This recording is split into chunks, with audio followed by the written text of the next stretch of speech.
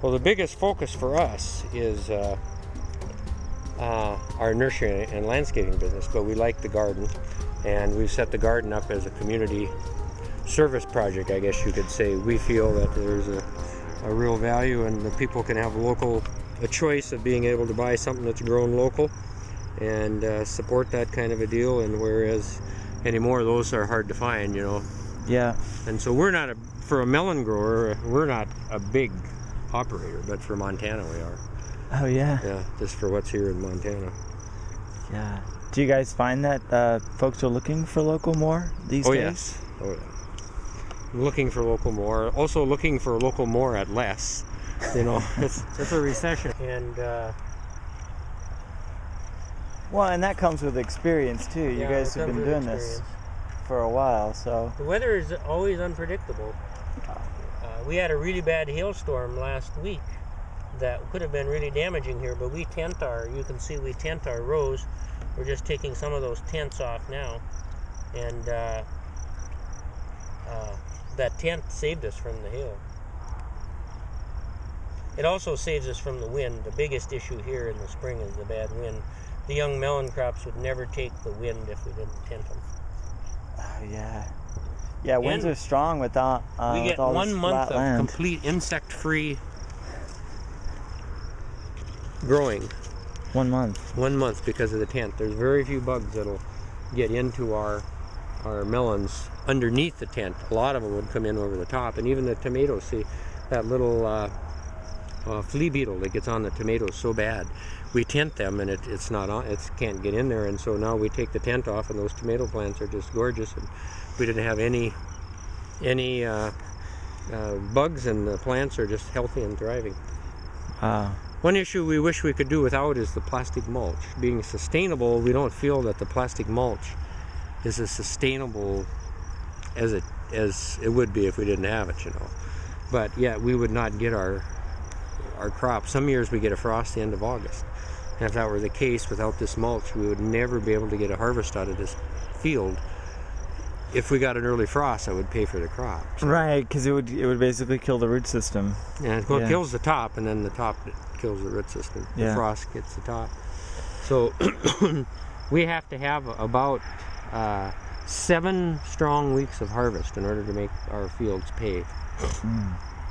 And so if we get a frost at the end of August, that brings us down to maybe 4 or 5, and so those last 2 weeks are very critical to us. So have you guys always farmed this land like this? Yes. Yeah. Ever since, no, not always. Our first 2 years we did not use the plastic and the tinting.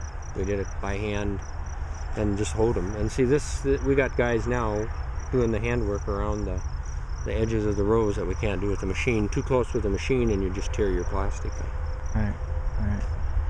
So talk about, are you guys officially organic? No, we're chemical free. Chemical free. Yeah, organic. We have a farmer over there, and we have the railroad back there, and I have 2 irrigation canals over there. Yeah. And to make this 2 acres of organic here, I could get this 2 acres organic, but then I would have to, in the next several years, I'd have to make the whole place organic, and I can't do that with those kind of neighbors. Yeah. So, yeah. this guy, this is a wonderful farmer. He's just a great farmer, and he's very good. But he has got everything genetically modified, and he sprays over the top of everything, and that gets into here some. And the railroad it's just whatever they got and however they take care of it, you know. Sure. Yeah, that's interesting, because the farmer I met this farmer in southern Colorado in the San Luis Valley, and he was talking about how he farmed conventionally for years and years, and his father before him did, and then 5 or 6 years ago he converted to organic. And he was just going on about how it's been such a learning process for him. Oh, I'm sure of that. Yeah. Trying to get the microorganisms right and all this kind of thing.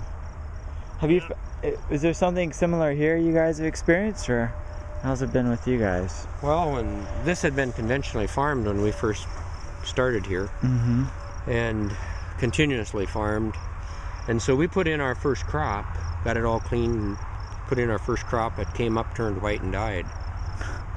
Really? Yeah, that's how bad the soil was.